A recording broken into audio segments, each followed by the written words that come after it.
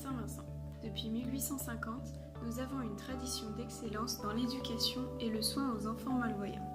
Plus précisément en leur fournissant une éducation complète qui maximise la réussite scolaire, le développement personnel, l'indépendance et l'estime de soi.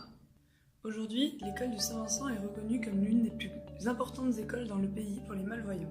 Elle équipe et encourage les jeunes afin de complètement les intégrer dans la société.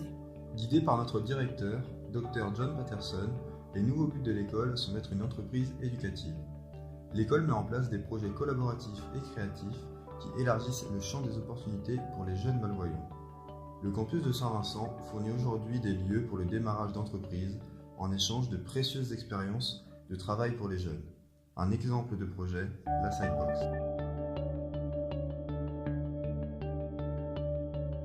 Le projet de la Sidebox est une nouvelle initiative menée par le Rotary Club de Saint-Vincent à Liverpool en collaboration avec l'école de Saint-Vincent pour malvoyants.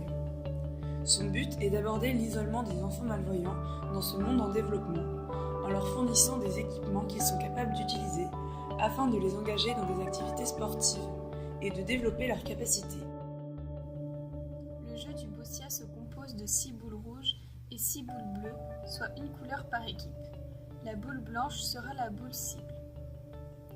La grille sera un support pour les malvoyants pour qu'ils puissent visualiser l'emplacement des boules sur la zone de jeu grâce à des pions. Les pions bleus sont bosselés, les pions rouges sont lisses et la boule blanche est le pion le plus grand. Assis derrière la ligne, les joueurs lancent la boule cible en premier. Le jeu peut commencer. On restitue approximativement le pion blanc sur la grille pour que les joueurs malvoyants puissent la situer sur le terrain. Puis, la première équipe peut lancer sa première boule le plus près possible de la boule cible.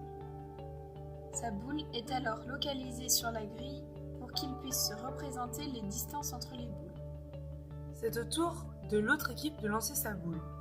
À chaque lancer, le positionnement de la boule est illustré sur la grille. L'équipe qui joue est celle qui a sa boule le plus loin de la cible.